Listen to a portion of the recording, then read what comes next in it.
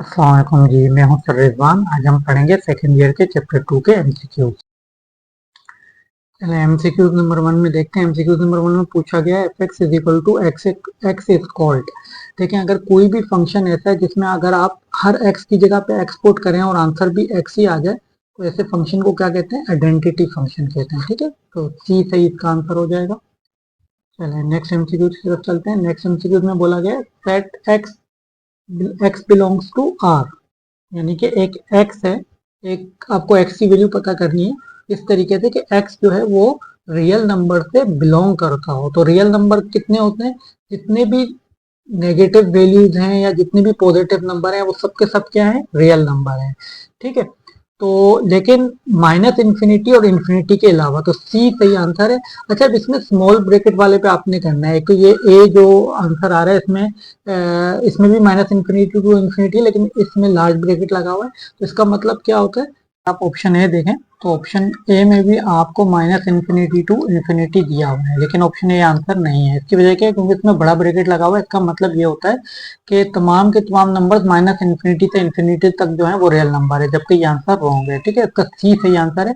सी इसका C answer इसलिए क्योंकि उसमें स्मॉल ब्रैकेट लगे हुए हैं। उसका मतलब ये होता है कि तमाम के तमाम नंबर जो माइनस इन्फिनिटी से इन्फिनिटी तक जा रहे हैं, लेकिन उसमें ये माइनस इन्फिनिटी और इन्फिनिटी खुद इन्वॉल्व नहीं है। ठीक है, तो उसके सिर्फ बीच के नंबर आएंगे। तो ये सही सी जो है वो इसका सही आंसर है। चलिए नेक्स्ट एमसीक्यू की तरफ चलते हैं। नेक्स्ट एमसीक्यू में हमें क्या दिया हुआ है? 3 5 माइनस 3 5। अच्छा, आप देखें ये 3 5 इसमें तो बड़ा ब्रैकेट लगा हुआ है ना, ये देखें, ये देखिए 3 5। इसका क्या मतलब होता है? अब ये जो 3 5 है, ये इसमें से आपको माइनस करना है 3 5। अब इसका मतलब ये है कि आपको 3 5 का मतलब ये 3 4 5, यानी कि 3 से 5 तक के तमाम नंबर, उसके बीच में जो नंबर आ रहे हैं वो सब के सब। ठीक है, जिसमें 3 और 5 खुद भी इन्वॉल्व है।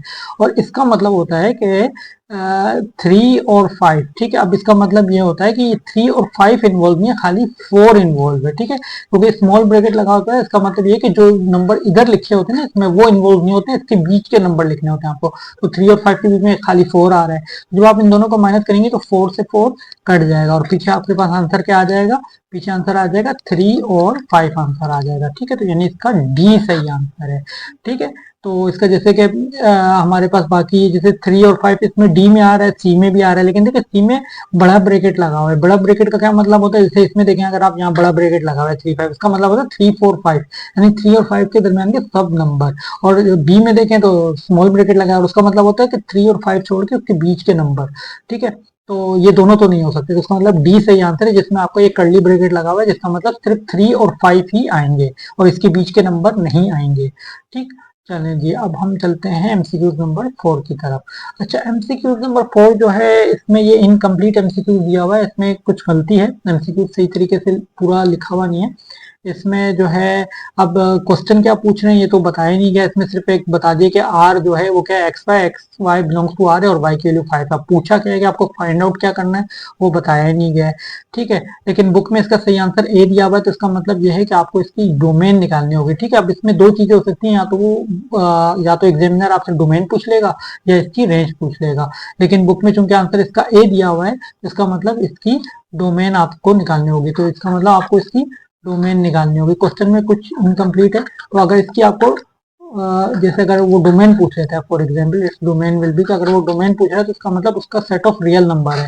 क्यों? क्योंकि डोमेन क्या होता है? सेट ऑफ एक्स को कहते हैं। तो एक्स तो किससे बिलोंग करता है? रियल नंबर से, तो उसका तो आंसर हो जाएगा set of real number.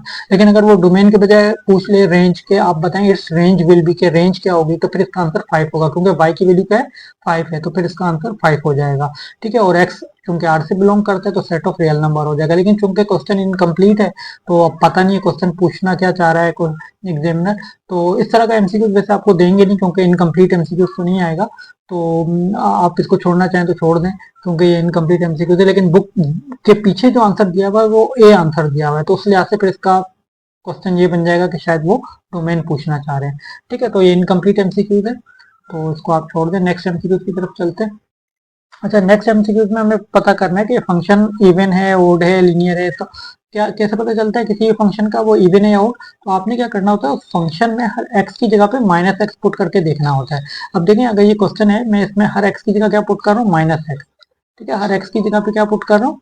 Minus x put कर रहा हूँ। तो मैं चेक करूंगा कि क्या आंसर आता है। अब देखें माइनस एक्स से ऊपर तो क्या हो जाएगा, ये माइनस एक्स आ जाएगा, और क्योंकि इधर मोड लगा हुआ है तो मोड मोड लगाओ तो माइनस एक्स जो है वो भी पॉजिटिव एक्स हो जाता है। तो अब आप देखें जैसा क्वेश्चन था एग्जैक्टली वैसा ही आंसर मेरे पास आ गया है, यानी कि अब मैंने माइनस एक्स जब डाला तो वैसे ही आंसर आ गया, लेकिन बाहर खाली माइनस लगा हुआ है। ठीक है, तो ये minus time of F x हो गया हमारे पास, ये आंसर आ गया। ठीक है, यानी कि जैसा क्वेश्चन था वैसे ही है, लेकिन बस उसके पीछे माइनस लग गया है। तो ऐसे फंक्शन को ओड फंक्शन कहा जाता है। ओड फंक्शन क्या होता है, जो जैसा क्वेश्चन हो वैसा ही उसका आंसर हो, लेकिन उसके पीछे माइनस लगा हुआ हो। ठीक है, यानी कि माइनस एक्स पुट करने पे जैसा क्वेश्चन है वैसे ही फंक्शन आए, लेकिन उसके पीछे माइनस लगा हुआ हो, तो ऐसे फंक्शन को ओड फंक्शन कहा जाता है। तो इस लिहाज से इसका सही आंसर क्या बन जाएगा, ए सही आंसर बन जाएगा, ओड फंक्शन। ठीक है, चलें जी नेक्स्ट एमसीक्यू की तरफ चलते हैं। MCQ number 6।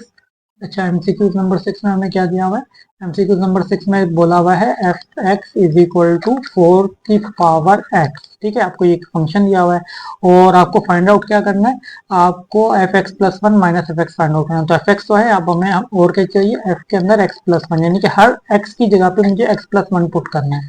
जितने एक्स है उनकी जगह मैं क्या पुट कर दूंगा, एक्स प्लस वन पुट कर दूंगा। ठीक है, हर एक्स की जगह क्या डाल दिया मैंने, एक्स प्लस वन डाल दिया।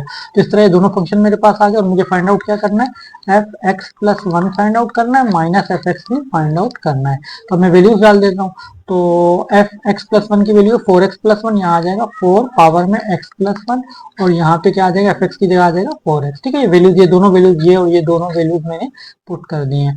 अब अगर आप यहाँ पे देखें तो इसको मैं इस तरीके से भी लिख सकता हूँ, अगर मैं चाहूँ तो इस तरीके से लिख दूँ, फोर इंटू फोर की पावर एक्स माइनस फोर की पावर एक्स। ठीक है, इधर मैंने क्या किया, देखें इन दोनों की बेस सेम है, अगर आप ये चेक करें इन दोनों की बेस सेम है तो पावर एड होकर यही बन जाएगी, इसकी पावर एक्स है इसकी पावर वन है, तो बेस सेम पावर एड होगी तो दोबारा देखें यही चीज बन जाएगी। ठीक है, तो इस तरीके से मैंने इसको ब्रेक कर दिया। अब इस तरह ब्रेक करने से मुझे फायदा होगा, मैं कॉमन ले सकता हूँ, इन दोनों में फोर की पावर एक्स कॉमन निकल रहा है तो मैं बाहर निकाल देता हूँ। तो अंदर क्या रह जाएगा, अगर फोर की पावर एक्स बाहर निकाल जाए तो इसमें रह जाएगा फोर और यहाँ रह जाएगा वन। तो फोर माइनस वन कितना होता है, थ्री होता है। फोर माइनस वन थ्री हो गया, और ये फोर की पावर एक्स में ऐसे ही लिख दूंगा। तो फोर की पावर एक्स आपका क्या था, फंक्शन था। ठीक है, फोर की पावर एक्स आपका क्या था, फंक्शन था, यानी कि एफ एक्स था। ठीक है, फोर की पावर एक्स किसके बराबर था, एफ एक्स के इक्वल था। तो फोर की पावर एक्स की जगह मैंने एफ एक्स लिख दिया, तो three time of F x इसका आंसर हो गया, यानी कि सी सही इसका आंसर बन जाएगा। ठीक है, सिक्स का सही आंसर सी है। चलेंगे सेवन पे चलते हैं, नेक्स्ट एमसीक्यू की तरफ। तो इस नेक्स्ट एमसीक्यू में हमें क्या दिया हुआ है, the limit of the sequence having general term A N is equal to one upon two की पावर एन, ए की power A N is equal to one upon two की पावर एन। ठीक है, हमें इसकी लिमिट फाइंड आउट करनी है। तो लिमिट जब भी फाइंड आउट करते हैं तो हम limit x tends to infinity, ठीक है, अब यहाँ पे क्योंकि n है तो हम इसको n कर लेते हैं, तो n टेंड्स टू इन्फिनिटी हमें जो है वो फाइंड आउट करना है, यानी कि हर n की जगह मुझे इन्फिनिटी डालना है। ठीक है, तो इसकी वैल्यू हमारे पास क्या आ जाएगी, वन अपॉन टू टू की पावर इन्फिनिटी आ जाएगी। तो किसी भी चीज की पावर इन्फिनिटी हो तो आंसर क्या आता है, इन्फिनिटी, और वन अपॉन इन्फिनिटी क्या होता है, जीरो होता है। तो इस तरीके से ए इसका सही आंसर बन जाएगा।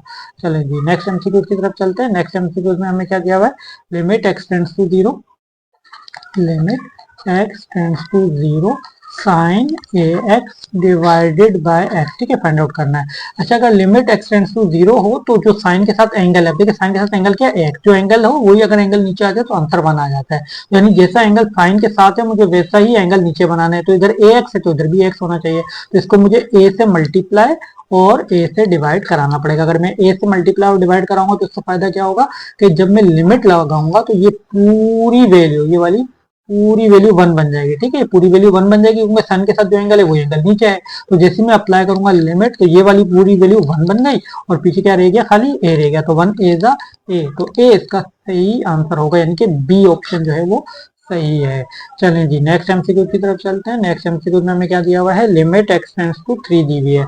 तो लगाते हैं limit x tends to three, यहाँ आ जाएगा एक्स का स्क्वायर माइनस नाइन, यहाँ आ जाएगा एक्स माइनस थ्री। अच्छा जी नेक्स्ट ऑप्शन पे चलते हैं, limit x tends to three X square minus nine, मतलब यहाँ पे आ जाएगा एक्स माइनस नाइन मतलब थ्री का स्क्वायर। ठीक है, इसको मैं सॉल्व कर रहा हूँ, इसको मैंने ए स्क्वायर माइनस बी स्क्वायर में खोल दिया। ठीक है, अब मैं इसको फॉर्मूले में खोल देता हूँ। ठीक है, अब ये एक्स स्क्वायर, ये देखें ए स्क्वायर माइनस बी स्क्वायर बन रहा है, तो ये किसमें खुल जाएगा, ए प्लस बी ए माइनस बी में खुल जाएगा। तो इसको मैं खोल देता हूँ, ए प्लस बी और ए माइनस बी के अंदर, और नीचे मेरे पास क्या है, एक्स माइनस थ्री है। तो इस x माइनस थ्री से x माइनस थ्री कटेगा तो पीछे खाली रह जाएगा x प्लस थ्री। अब मैं अप्लाई कर दूंगा लिमिट, तो लिमिट क्या है, x टेंड्स टू थ्री है, तो हर जब लिमिट अप्लाई करूंगा तो हर x की जगह पे क्या आ जाएगा, थ्री आ जाएगा। तो थ्री प्लस थ्री जो के होता है सिक्स, तो इसका सही आंसर हुआ डी। ठीक है, डी सही इसका आंसर है। चलें जी, नेक्स्ट एमसीक्यू की तरफ चलते हैं। नेक्स्ट एमसीक्यू में हमें दिया हुआ है कि f की वैल्यू दी हुई है -1 से 4 और fx की वैल्यू दी है। इस फंक्शन में हमें इसकी वैल्यू डाल के चेक करनी है, यानी कि कह रहे हैं कि fx एक्स स्क्वायर और हर f में आप -3 डाल के चेक करें। अच्छा, अब यहाँ पे इसकी डोमेन दी हुई है, डोमेन क्या दी हुई है, -1 से लेकर 4 तक। ठीक है, तो डोमेन क्या होता है, सेट ऑफ x होता है, तो वो तो -1 से 4 तक, यानी वैल्यू इसकी -1 से लेकर -1 से बड़ी हो और 4 से छोटी होनी चाहिए। ठीक है, तो हर x की जगह मुझे -3 पुट करना है, लेकिन अगर आप देखें कि जो -3 हमें दिया हुआ है वो तो इसकी डोमेन में नहीं आ रहा है, वो तो -1, डोमेन तो इसकी -1 से 4 तक की है। ठीक है, यानी कि हम कोई भी वैल्यू इसमें डाल सकते हैं x के अंदर जो कि -1 से बड़ी हो और 4 से छोटी हो, जबकि -3 इस रेंज में नहीं आ रहा है। देखिए -3 जो है वो -1 से जो है वो छोटा नंबर है। ठीक है, -3 -1 से छोटा नंबर है, जबकि ये कह रहे हैं कि -1 से बड़ा होना चाहिए और 4 से छोटा होना चाहिए, तो इसकी रेंज में -3 नहीं आ रहा है। ठीक है, माइनस इसके अंदर आप अगर देखें तो देखिए नंबर कहाँ से कहाँ तक है, -1 के बाद क्या आता है, -1, उसके बाद आएगा 0, फिर आएगा 1 और फिर 2, फिर 3 और फिर 4, बस ये वाले नंबर होने चाहिए, ये नंबर डाल सकते हैं इसकी डोमेन में, बस ये नंबर आएंगे। आप ये तो कह रहे हैं -3 डालो, -3 तो इसमें आ ही नहीं रहा है, तो इसका मतलब इस में हम -3 नहीं डाल सकते, तो डज नॉट एग्जिस्ट जो है वो इसका सही आंसर हो जाएगा।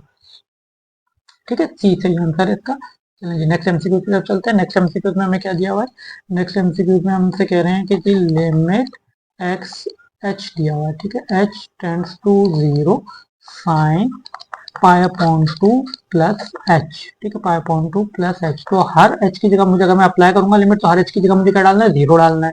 तो जैसे ही मैं हर एच की जगह पे 0 डालूंगा तो ये क्या हो जाएगा, पाई अपॉन 2 हो जाएगा यहाँ पे साइन पाई अपॉन 2 प्लस 0 है, तो ये क्या बन जाएगा हमारे पास, साइन पाई अपॉन 2 बन जाएगा। साइन पाई अपॉन 2 मतलब 90 डिग्री, साइन 90 डिग्री कितना होता है, 1 होता है, तो 1 सही आंसर है, यानी कि ए सही इसका आंसर है। तो चलते हैं नेक्स्ट एमसीक्यू में, हमें दे रहे हैं लिमिट एक्स टेंड्स टू 0 ई की पावर -1 अपॉन एक्स। चले, अब मुझे क्या करना है, इसको सोल्व करना है, तो सबसे पहले मैं क्या करूंगा, लिमिट x टेंड्स टू 0, इसको पहले मुझे पावर माइनस में, इसकी पावर को मैं प्लस करता हूँ, तो ये को नीचे ले जाऊंगा तो माइनस, जो पावर माइनस में थी ये पावर प्लस में हो जाएगी। ठीक है, अच्छा, अब मैं अगर इसमें लिमिट डाल देता हूँ, ठीक है, अब मैं लिमिट लगाने जा रहा हूँ, जैसे मैं लिमिट लगाऊंगा तो ये 1 अपॉन 0 हो जाएगा। ठीक है, x की जगह क्या आ जाएगा, 1 अपॉन 0 हो जाएगा, तो 1 अपॉन 0 क्या होता है, इन्फिनिटी होता है। ठीक है, 1 अपॉन 0 क्या होता है, 1 अपॉन 0 इन्फिनिटी होता है। तो e की पावर इन्फिनिटी क्या होता है, 1 अपॉन इन्फिनिटी होता है, और 1 अपॉन इन्फिनिटी 0 होता है। ठीक है, तो इसका मतलब ए इसका जो है वो सही आंसर हो जाएगा। चलिए नेक्स्ट एमसीक्यू की तरफ चलते हैं।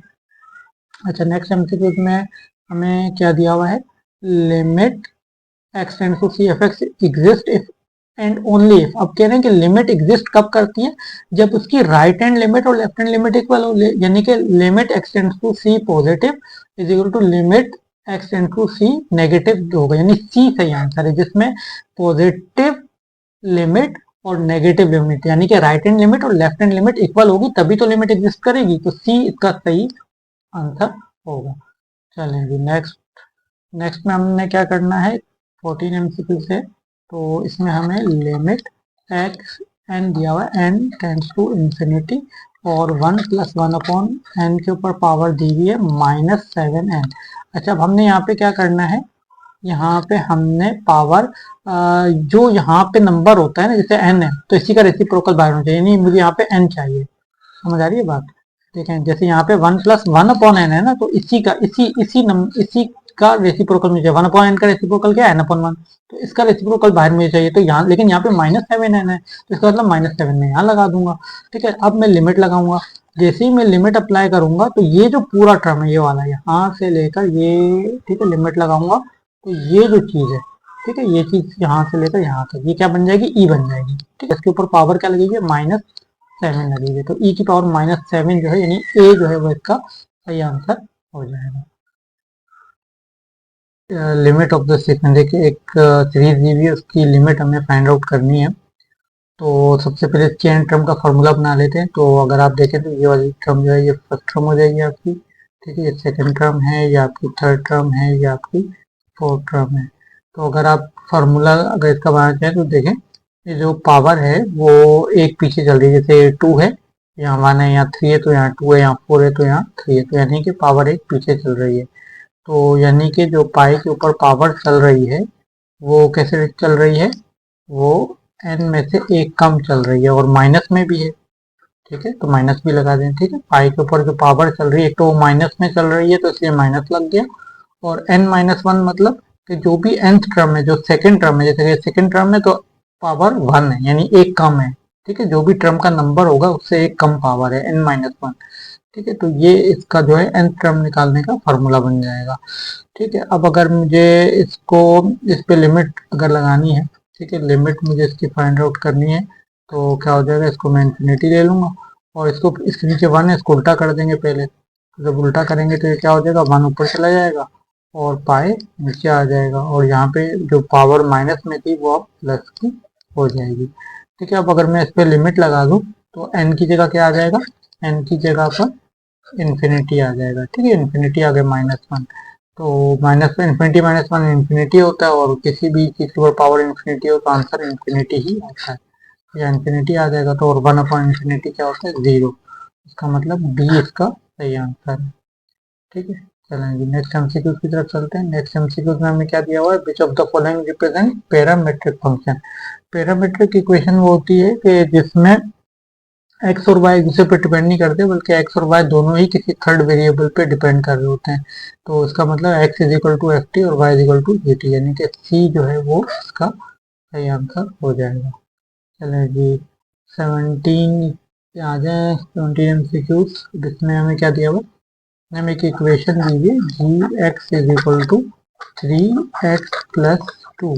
अच्छा, वैसे इसमें हमें हर x की जगह पर एफ एक्स डालना है, ठीक है। हर x की जगह पे क्या डालना है, एफ एक्स, यानी कि हर x में हमें क्या पुट करना है, एफ एक्स। तो मैं x की जगह क्या पुट करने जा रहा हूँ, एफ एक्स प्लस 2।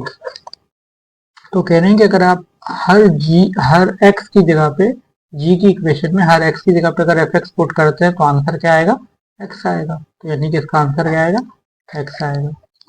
समझ में आ गया काफी, ठीक है। जी एफ एक्स की वैल्यू क्या दी हुई, देखें जी एफ एक्स की अगर आप ये देखें, जी एफ एक्स की वैल्यू क्या दी हुई, एक्स दी हुई है। तो जी एफ एक्स की जगह क्या आ गया, एक्स आ गया, और यहाँ पे क्या 3f(x+2) हो गया हमारे पास, ठीक है। अब ये 2 प्लस का वहां जाके माइनस का हो जाएगा, तो यहाँ क्या रह जाएगा 3f(x). अच्छा, हमें तो एफ एक्स चाहिए तो 3 वहां चला जाएगा, तो इक्वेशन क्या बन जाएगी, x-2/3 is equal to F X, ठीक है। हमें एफ एक्स नहीं बल्कि f2 फाइंड आउट करना है।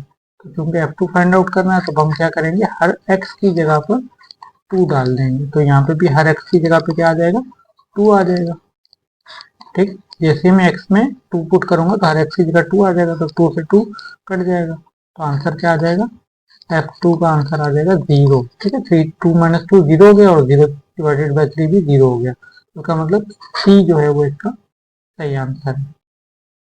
नेक्स्ट एमसीक्यू की तरफ चलते हैं। नेक्स्ट एमसीक्यू है 18th एमसीक्यू, इसमें हमें क्या दिया हुआ, value of k for which function for value of k for which the function is equal to x/tan 3x, x is not equal to 0 और k पे x इज इक्वल टू 0, यानी कि कह रहे हैं कि फंक्शन जो है वो कंटिन्यूअस है।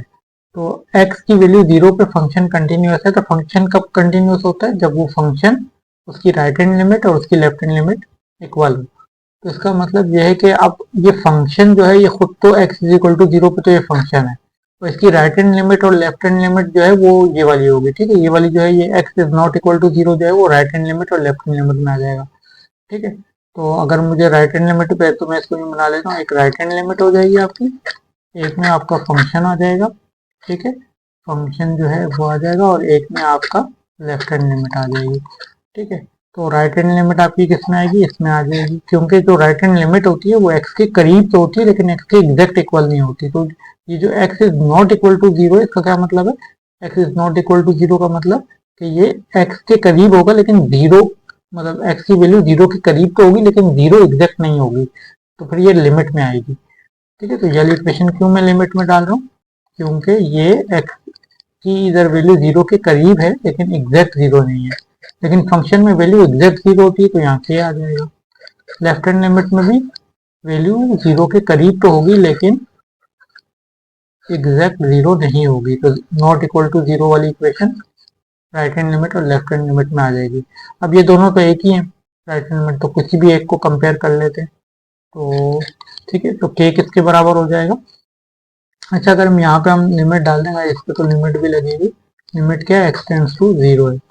ठीक है, तो अगर मैं लिमिट यहाँ पे लगाऊं, अगर मैं डायरेक्ट लिमिट पुट करूँ जीरो, तो आप देखें ऊपर जीरो और नीचे भी three x zero, three x में जीरो पुट करूंगा तो थ्री जीरो जीरो और टेन जीरो जीरो होता है, तो जीरो पॉइंट जीरो आ जाएगा, तो जो कि इंडिटरमिनेट फॉर्म है। तो जीरो डायरेक्ट तो डाला नहीं जा सकता, तो मुझे क्या करना पड़ेगा, इसको पहले कुछ बनाना पड़ेगा, तो इसको कुछ बना लेते हैं। Limit x tends to zero, ये हो जाएगा एक्स और डिवाइड में क्या है, टेन है, तो टेन को क्या बना लेते हैं, साइन अपॉन कोस। इसको मैं क्या बना देता हूँ, साइन अपॉन कोस, और यहाँ पे क्या आ जाएगा, इज इक्वल टू के। अच्छा, अब यहाँ पे हम इसको ऊपर ले जाते हैं, तो ये क्या हो जाएगा, limit x tends to zero. अच्छा, कोस को ऊपर ले जाते हैं तो ये हो जाएगा x cos three x upon sine x, sign three x. ठीक है, कोस नीचे था, कोस को हम ऊपर ले गए, डिवाइड हो रहा था तो ऊपर जाके मल्टीप्लाई हो जाएगा, तो यहाँ पे क्या आ जाएगा, साइन थ्री एक्स आ जाएगा। ठीक है, sine three X is equal to K. ठीक है, अब इस एक्स को नीचे ले आते हैं। ठीक है, जब हम इस एक्स को नीचे लाएंगे तो ये क्या हो जाएगा, limit x tends to zero, और ये हो जाएगा cos थ्री एक्स। ठीक है, cos थ्री एक्स हो जाएगा, और नीचे हमारे पास जो है ये हो जाएगा sign three x upon x. ठीक है, ये जो एक्स है ये नीचे चला गया। ठीक है, कॉस को मैं ऊपर ले गया, जिस तरह कॉस ऊपर चला गया, ये जो कॉस था, ठीक है, ये कॉस कहाँ चला गया, ये कॉस यहाँ से ऊपर चला गया।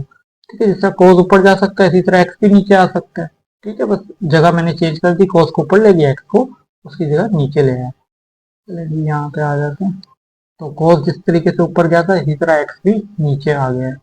तो अब जो है हमें क्या करना है कि limit x tends to zero है, और यहाँ पे है कॉस थ्री एक्स है, और नीचे क्या है, नीचे अब अगर limit x tends to zero हो तो साइन के साथ जो एंगल है अगर वही एंगल नीचे हो तो लिमिट लगाने पे वैल्यू वन आ जाती है, लेकिन नीचे तो अभी एक्स है, ऊपर थ्री एक्स है, यानी कि मुझे इसको थ्री एक्स बनाना पड़ेगा, तो मैं थ्री से मल्टीप्लाई और डिवाइड करवा देता हूँ।